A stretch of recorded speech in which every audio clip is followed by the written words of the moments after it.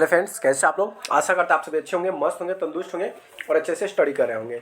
तो चलिए फ्रेंड्स, आज हम इस वीडियो में कराने वाले हैं क्लास 6 का एनसीईआरटी चैप्टर 1 हिस्ट्री का है। कब, क्या, कहाँ और कैसे, ये हम शॉर्ट नोट्स करा रहे हैं जो कि मोस्ट इंपॉर्टेंट क्वेश्चन होंगे, जो कि आपको कोई भी कोई भी कॉम्पिटिटिव एग्जाम हो उसमें आपको यहाँ से क्वेश्चन देखने को मिलेंगे। तो वीडियो को लास्ट तक जरूर देखिएगा। उसके बाद यहाँ से ऑब्जेक्टिव क्वेश्चन कराएंगे ताकि आपको और डिटेल में समझ में आ जाए।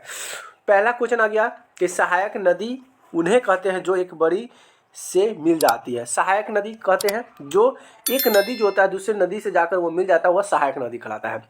गंगा के दक्षिण नदियों में आसपास का क्षेत्र प्राचीन काल में मगध नाम से जानी जाती था। देश के अन्य हिस्सों में भी ऐसे राज्य स्थापना की गई थी। अगला है कि कुछ लोग नए रोचक स्थान की खोज में चाहता और उत्सुकता से यात्रा किया करते थे। मतलब कुछ लोग ऐसे थे जो कि नए नए जगहों को पर जाना, नए नए चीज़ को खोजना उन्हें अच्छा लगता था और उससे उत्सुकता थे। ऐसे सभी यात्रियों को लोगों को एक दूसरे के विचार को जानने का अवसर मिलता था। जैसे कि अगर हम कहीं पे जा रहे हैं तो जब जाएंगे कुछ देखेंगे तो हमें क्या पीछे कुछ जानने को हमें मिलेगा। ठीक है, क्या मिलेगा, कुछ हम जान पाएंगे, कुछ हम नए चीज़ का ज्ञान होगा, इसीलिए लोग सब इधर उधर जाते थे। उसके बाद है लोग अवगमन में हमारी संस्कृति परंपरा को समृद्ध थे और परंपरा को जानते थे, दूसरे के परंपरा को जानने की भी कोशिश करते थे। कई सौ वर्षों से लोग पत्थर से तराशने, संगीत रचने और यहाँ तक कि भोजन बनाने के नए तरीके के बारे में एक दूसरे के विचार को अपनाते थे। अब दूसरे जगह गए, कहीं पे खाना बनाने का तरीका अलग है, दूसरे जगह गए वहाँ के खाने, तो वहाँ पे कुछ चेंजिंग करते थे। कुछ लोग जो थे एक दूसरे से देखकर वह सीखते थे और वह दूसरे की सभ्यता अच्छी चीज़ को अपनाते थे। हमारे देश के लिए प्राय इंडिया तथा भारत जैसा नामों का प्रयोग करते हैं।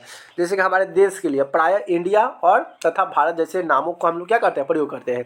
इंडिया शब्द इंडस से निकला है। इंडिया शब्द किससे निकला है, इंडस से निकला है। जैसे संस्कृत में सिंधु कहा जाता है, भारत को ही क्या कहा जाता है, इंडिया कहा जाता है। और इंडिया जो है इंडस से निकला हुआ है, जिसको संस्कृत में हम सिंधु भी कहते हैं।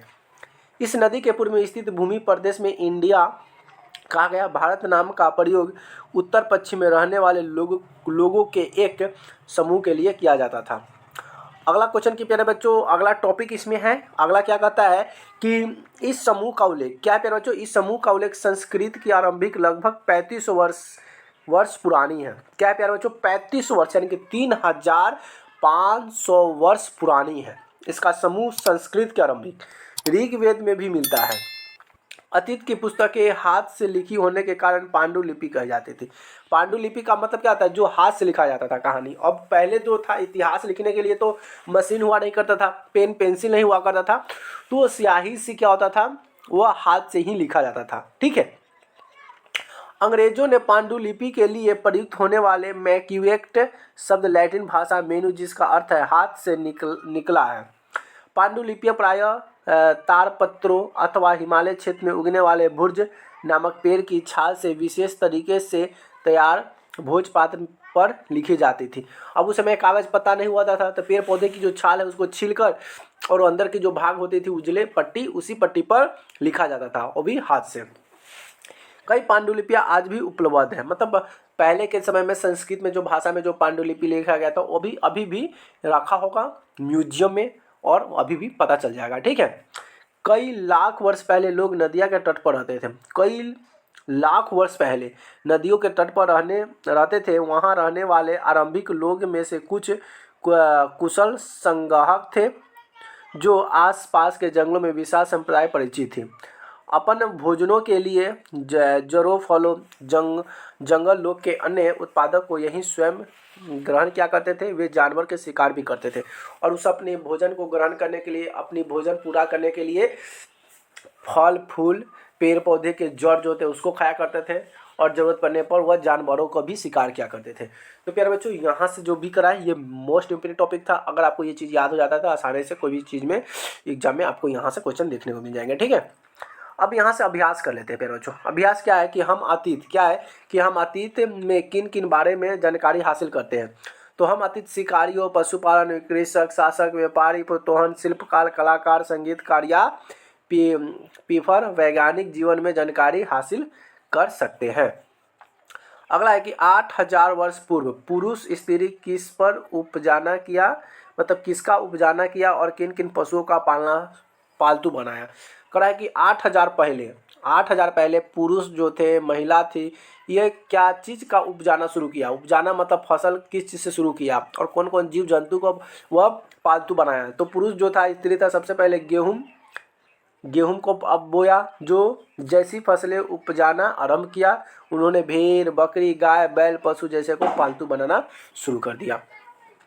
अगला है कि सहायक नदी किसे कहते हैं और ये कितने वर्ष इन नदियों के नगर फले फूले हैं। तो सहायक नदी उन्हें कहते हैं जो एक बड़ी नदी में मिल जाती है। सहायक नदी उन्हें कहते हैं जो बड़ी नदी में जाकर मिल जाती है।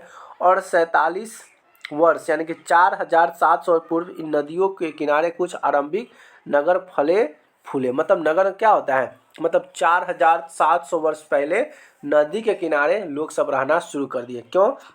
क्योंकि नदी के किनारे उसे पानी मिल जाता है, नदी के किनारे जंगल झाड़ है, उसमें आपका फल फूल मिल जाता है, शिकार करने के लिए जानवर मिल जाता है।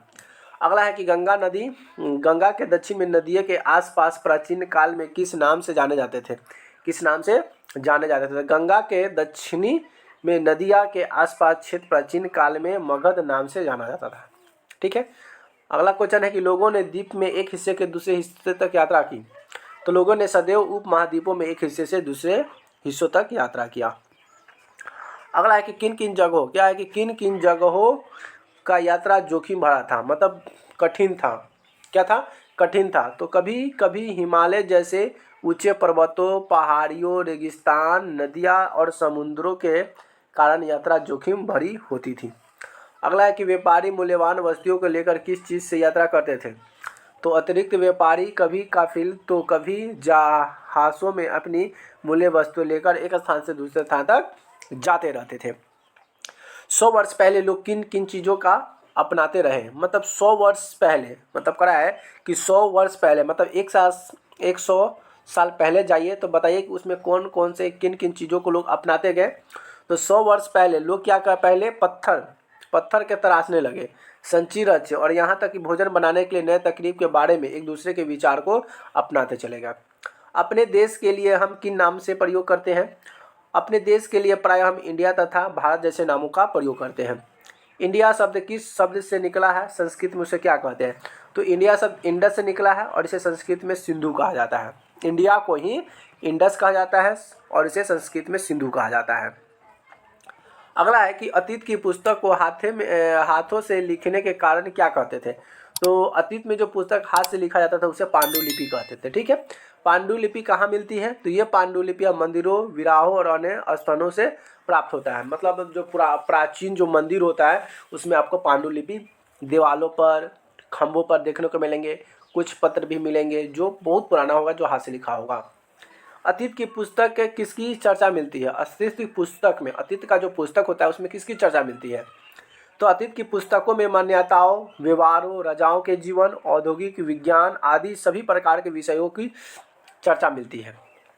अगला है इन पुस्तकों में किस भाषा में लिखी होता था। मतलब ये जो पुस्तक होता है, इस पुस्तक में जो भाषा लिखी रहती है वो भाषा कौन सी रहती है। तो संस्कृत में लिखा होता था। आम लोग किस भाषा का प्रयोग करते हैं। तो प्राकृतिक भाषा अप्रयोग आम लोग करते हैं। ठीक है। अगला है कि हम किसका अध्ययन कर सकते हैं। तो हम अभिलेखों भी अध्ययन कर सकते हैं। हम अभिलेखों का अभी अध्ययन कर सकते हैं। कुछ और है अतिरिक्त प्रश्न है जो कि मोस्ट इंपोर्टेंट क्वेश्चन है प्यारे बच्चों। तो वीडियो को लास्ट तक जरूर बने रहिएगा। वीडियो को लास्ट तक जरूर देखिए। आप लोग वीडियो को लाइक नहीं करते हैं, शेयर नहीं करते हैं और चैनल को तो सब्सक्राइब भी नहीं करते। प्यारे बच्चों चैनल को जरूर सब्सक्राइब कर लीजिएगा। ठीक है। अगला है कि हम अतीत में किन किन बारे में जानकारी हासिल कर सकते हैं। तो हम अतीत में शिकारी, पशुपालन, वृक्षक, किसान, मजदूर, शिल्पकार, संगीतकार, वैज्ञानिक आदि की जानकारी हासिल कर सकते हैं। अगला क्वेश्चन प्यारे बच्चों ये रहा कि 8000 वर्ष पूर्व पुरुष स्त्री किन उपजाना शुरू किया, किन पशुओं को पालना शुरू किया। तो सबसे पहले गेहूँ उपजाया और फिर उसने भेड़, बकरी, पशुओं को उपजाना पालना शुरू किया। सहायक नदी किसे कहते हैं और यह कितने वर्ष में नदी के किनारे नगर फले फूले। तो सहायक नदी उन्हें कहते हैं जो एक बड़ी नदी से मिलता है और 47 वर्ष पूर्व नदियों ने किनारे कुछ आरंभिक नगर फल फूले। अगला है गंगा के दक्षिण में नदियाँ आसपास प्राचीन काल में किस नाम से जाने जाते थे। तो गंगा के दक्षिण में नदियों के आसपास का क्षेत्र प्राचीन काल में मगध नाम से जाना जाता था। किस नाम से? मगध के नाम से जाना जाता था। ठीक है प्यारे बच्चों। चलिए अगला क्वेश्चन ये रहा कि लोगों ने के द्वीप ने एक हिस्से से दूसरे हिस्से की यात्रा की। तो लोगों ने सदैव उपमहाद्वीपों के एक हिस्से से दूसरे यात्रा तक यात्रा की। चलिए यहाँ है कि किन किन जगहों, क्या प्यारे बच्चों, किन किन जगहों में यात्रा जोखिम भरा हुआ था। कौन कौन सा ऐसा जगह था जिसमें यात्रा करना बहुत ही जोखिम से भरा हुआ था। तो देखिए कभी कभी हिमालय ऊंचे पर्वत थे, पहाड़ी था, रेगिस्तान था, नदियाँ था, समुद्र था, इसकी यात्रा करना बहुत जोखिम था। पहाड़ों पर चलने में दिक्कत, नदी को पार करने में दिक्कत, ये बहुत जोखिम भरा हुआ था। व्यापारी मूल्यवान वस्तुओं को लेकर किस चीज़ की यात्रा करते थे? व्यापारी जो था मूल्यवान जो कीमती चीज़ होता था उसे लेकर वह किस चीज़ की यात्रा करता था? तो अतिरिक्त व्यापारी कभी काफिले तो कभी शहरों में अपने साथ मूल्य वस्तुओं को लेकर एक स्थान से दूसरे स्थान तक जाते थे। 100 वर्ष पहले लोग किन किन विचारों को अपनाते गए? अब 100 वर्ष पहले जो लोग था कौन कौन सा विचारों को अपनाने लगा? तो 100 वर्ष पहले पत्थर से तराशने लगे, संगीत को रचने लगे, ताकि भोजन बनाने के तरीके के बारे में एक दूसरे के विचार को लोग सब अपनाना शुरू करने लगे। अगला है क्वेश्चन प्यारे बच्चों की अपने देश के लिए हम किन नाम से प्रयोग करते हैं? तो अपने देश के लिए हम प्राय इंडिया तथा भारत जैसे नामों का प्रयोग करते हैं। इंडिया शब्द किस शब्द से निकला है और संस्कृत में से क्या कहते हैं? तो इंडिया शब्द इंडस से निकला है और इसे संस्कृत में सिंधु कहा जाता है। अतीत की पुस्तक आठों से लिखी और ओ के कारण क्या होता है? तो अतीत की पुस्तक है हाथ, यहाँ पे हाथों से लिखी होता था, आठों लिखा गया, यहाँ पे गलती हो जाएगा। ठीक है, हाथों से लिखने होने कारण इसे पांडुलिपि कहते हैं। पांडुलिपि कहाँ मिलती है? पांडुलिपि मंदिरों, विराहों और स्थल पुरानी इमारतों में देखने को मिलती है। और यहाँ क्या पूछा कि अतीत की पुस्तक किसकी चर्चा मिलती है? तो अतीत की पुस्तक से सामान्यतः विवाह, राजाओं, जीवन शैली आदि विषयों को चर्चा मिलती है। और लास्ट और आखिरी क्वेश्चन, इस पुस्तक में किस भाषा में लिखा होता था? तो ये जो पुस्तक लिखा होता था ये सभी संस्कृत भाषा में लिखा होता था। लास्ट क्वेश्चन ये रहा कि आम लोग किस भाषा का प्रयोग करते थे? तो आम लोग इसे प्राकृतिक भाषा और प्रयोग आम लोग करते थे।